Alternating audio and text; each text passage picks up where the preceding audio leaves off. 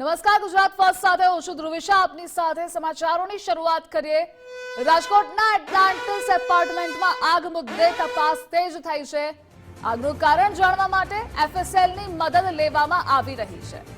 થોડી વારમાં એફએસએલની ટીમ તપાસ માટે ઘટના સ્થળે પહોંચશે. એપાર્ટમેન્ટના સી અને ડી વિંગમાં પ્રવેશ માટે પ્રતિબંધ મુકાયો. હાલ અહીંના રહેવાસીઓ અન્ય જગ્યાએ રહેવા ગયા. જોકે ગઈકાલે બનેલી આગની આ ઘટનામાં 3 લોકોના મોત થયા હતા. એપાર્ટમેન્ટમાં ફાયર સેફટીને લઈ સવાલો પણ ઉભા થયા છે. અને આ મુદ્દે સંવાદદાતા રહીમ જોડાયેલા છે. રહીમ, ગઈકાલે રાજકોટમાં એટલાન્ટિસ બિલ્ડિંગમાં આગ લાગી હતી, 3ના મોત થયા છે, તપાસ તેજ થઈ છે, અપડેટ શું છે? ધ્રુવિશા, હું ટીઆરપી ગેમ ઝોન અગ્નિકાંડ ફરીથી યાદ દેવરાવવા માંગીશ. અગ્નિકાંડ બાદ એક ફાયર એનઓસી કે અન્ય જે વાત કરવામાં આવે છે, NOC, fire NOC, BU permission, આ તમામને લઈને જે તપાસના નાટકો, આ પોલ ખુલી છે રાજકોટ મહાનગરપાલિકાની. સૌથી મોટો સવાલ છે, રાજકોટમાં આટલી બધી હાઈરાઇઝ બિલ્ડિંગો આવેલી છે તો તમે તપાસ શું કરી? ટીઆરપી ગેમ ઝોન અગ્નિકાંડ બાદ તપાસ શું થઈ? હવે હું એ દ્રશ્યો બતાવીશ. જે એપાર્ટમેન્ટ છે, 2 વિંગ છે ને 2 વિંગ વચ્ચે માત્ર એક જ સીડી છે અવર જવર માટે. સૌથી મોટો સવાલ, કોર્પોરેશન અને ફાયર બ્રિગેડના નોર્મ્સ મુજબ ઇમરજન્સી એક્ઝિટ રાખવો એ જરૂરી છે હાઈરાઇઝ બિલ્ડિંગમાં. તો પછી કેમ આ બિલ્ડિંગોમાં ઇમરજન્સી એક્ઝિટ નથી? ત્રીજો સવાલ એ ઉત્પન્ન થઈ રહ્યો છે, ફાયર સેફટીના સાધનો માત્ર દેખાવા પૂરતા જ છે. હું બિલ્ડિંગ પહેલા આગના દ્રશ્યો જે સ્થળ હતી પાછળના ભાગે જે ઉપર જોઈ શકાય છે, 5મા અને 6ઠા માળે જે એલિવેશન કરેલી જે કાચની બારીઓ છે તે તોડી અને ધુવાડા બહાર કાઢવા પડ્યા હતા તેવી પરિસ્થિતિ ઊભી થઈ હતી. હવે તેની બાજુમાં જ ફાયરના સેફટીના સાધનો, એટલે કે માત્ર એનઓસી માટે આ લગાવવામાં આવ્યા હોય તેવું લાગી રહ્યું છે. કારણ કે ઉપયોગ તો થઈ શક્યો નથી. જો આગ લાગે તો આના સાધનો ઉપયોગ કરવાના હોય છે ને ત્યાં પણ એલિવેશન લગાવેલી બારીઓ છે તે જોવા મળે છે. હું દ્રશ્યો બતાવીશ. છેટ લગી 12 માળ સુધી આ જ પ્રકારે એલિવેશન કરેલી બારીઓ છે તે જોવા મળી રહી છે. એટલે કહી શકાય કે આ બારીઓ ખોલી અને ફાયર બ્રિગેડના જવાનો ઠેકડો મારી અંદર જાય અને સાધનો મળે. કાલે રાજકોટ ફાયર બ્રિગેડે તેમના ફાયર ફાઇટરોમાંથી જ પાણીનો મારો ચલાવવો પડ્યો હતો. આ સૌથી મોટો સવાલ છે.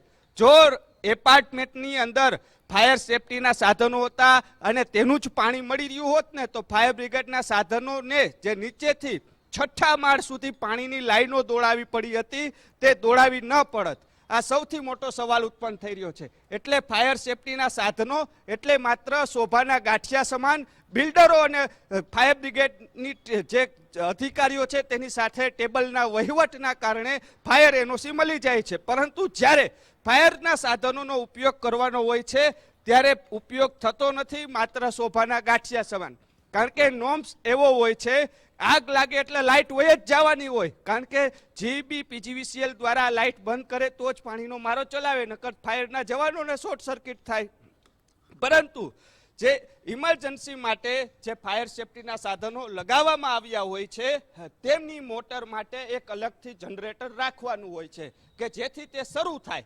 પરંતુ અહીં એક પણ પ્રકારના નોર્મ્સ જોવા નથી મળ્યા. એટલે સૌથી મોટો સવાલ એ ઉત્પન્ન થઈ રહ્યો છે. હવે હું આગળના ભાગે લઈ જવા માંગીશ. જે આગની પાછળ જે ફાયર બ્રિગેડ ફાયર સેફટીના સાધનો રાખવામાં તો આવ્યા પરંતુ શોભાના ગાંઠિયા સમાન નજરિયા. આ જનરેટર રાખવામાં આવ્યું, પરંતુ આ જનરેટર માત્ર ને માત્ર આખા બિલ્ડિંગમાં જ્યારે લાઇટ જાય ત્યારે ઉપયોગ થઈ શકે છે. ફાયર સેફટી માટે કોઈ પણ નોર્મ્સનું પાલન થયું નથી.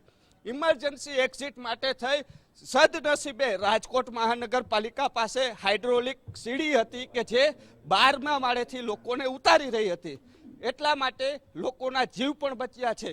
40થી વધુ લોકોને રેસ્ક્યુ કરવામાં આવ્યું. સારી વાત છે, ફાયર બ્રિગેડના જવાનોએ કામગીરી કરી. પરંતુ સૌથી મોટો સવાલ એ ઉત્પન્ન થઈ રહ્યો છે કે 2 વિંગ, હવે હું તમને દ્રશ્યો બતાવીશ. જે મેં સીડીની વાત કરી, 2 વિંગ જે છે તેમાં માત્ર એક જ સીડી છે.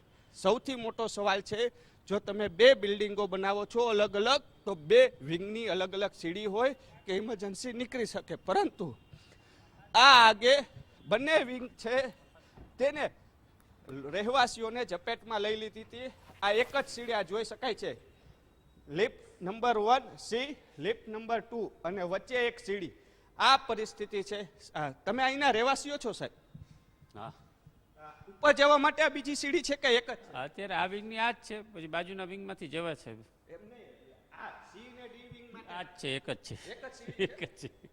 લિફ્ટ ખાલી બે અલગ છે સીડી? બે છે, સીડી તો એક જ હોય ને. ના, વિંગ બે હોય તો અલગ અલગ સીડી હોય, પણ હવે આ બધા અત્યારના રૂલ્સ હશે કદાચ કંઈક.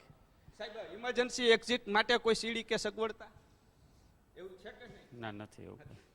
કારણ કે કાલનો અનુભવ તમને થયો હશે. ફસાણા હતા, ઉપર જ ફસાણા હતા. અત્યારે તો કંઈક કપડાં બપડા લેવા આવ્યા છીએ. અત્યારે તો ખાલી કરીને ખાલી જ છે, મતલબ અત્યારે કપડાં લેવા આવ્યા. નાઇટ ડ્રેસમાં કેટલો ટાઈમ હલાવવું? એટલે જે રીતના લોકો પણ જોઈ શકાય છે. આ તમને કાલ અનુભવ કેવો રહ્યો જ્યારે આખો જે આ માળમાં આગ લાગી, ઉપર સુધી ધુવાડા? શું આટલું છેટું હતું ભગવાનને ને અમારે આવી ગયું તો ત્યારે તમને શું લાગ્યું? શું લાગે હવે? એ તો ભગવાન જોવા આવી ગયા હતા. જોવા કઈ લાગે 100% ભગવાને જ બચાવ્યા. જોકે ફાયર બ્રિગેડ વાળા બહુ સારા હતા બિચારા, એને બહુ મહેનત કરી. ફાયર સેફટીના સાધનો એ ઓપરેટ ન થયા? ન થાય ને, આમાં કોઈ જઈ શકે એવું જ નહોતું. એમાં ક્યાં ઓપરેટ હશે સાધન ઓલા ગેસના ઓલું, પણ હવે જઈ શકાય એવી કન્ડિશન જ નહોતી. ન્યાય એલિવેશનના કાચ મારી દીધા. હા, એટલે એલિવેશનના કાચ હોય, પછી તો એટલો બધો ધુવાડો આવી ગયો, આગ આવી ગઈ, તો ક્યાં બિચારા કરે. તો જે રીતના કહી શકાય કે એમના રહીશ છે તેમને પણ સ્વીકાર્યું કે આ ઉપર જવા અને આવવા માટે માત્ર આ એક જ સીડી છે. જે ફાયર સેફટીના સાધનોની જો વાત કરવામાં આવે, હું બતાવવાના પ્રયાસ કરીશ. જે પ્રથમમાં આ જો, આ હું પહેલા માળે ગ્રાઉન્ડ ફ્લોરમાં જ છું. અહીંયા ચડવાનું, અહીંયા ચડવાનું, અહીંયા ચડી અને અહીંયા ઠેકડો મારું ને ત્યારે આ ખુલે તો ખુલે, જો આટલી જ ખુલે બારી. અને સામે ફાયર સેફટીના સાધનો ત્યાંથી તોડીએ અને પાઇપ કાઢી આ પરિસ્થિતિ તમામ માળે છે. એટલે ફાયર સેફટીના સાધનોને લઈને પણ અનેક સવાલો છે તે હાલ ઉત્પન્ન થઈ રહ્યા છે. એટલે કહી શકાય કે આ સૌથી મોટો સવાલ છે. બે વિંગ, સીડી એક છે. ટાઉન પ્લાનિંગ અધિકારીઓ પણ ક્યાંક આ એનઓસી આપી ત્યારે પણ ક્યાંક સવાલો ઉત્પન્ન થઈ રહ્યા છે. બે વિંગમાં કેમ એક જ સીડી? ઇમરજન્સી માટે કેમ કોઈ વ્યવસ્થા નથી? તે પણ મોટા સવાલ છે. 12 માળના કરોડો રૂપિયાના બિલ્ડિંગ ફ્લેટો લોકો ખરીદી રહ્યા છે, પરંતુ સેફટીના નામે માત્ર મીંડું જ છે. તે હાલ સવાલ છે તે ઉત્પન્ન થઈ રહ્યા છે. ધ્રુવી શાહ. જી રહીમ, જોડાવા બદલ આભાર આપનો.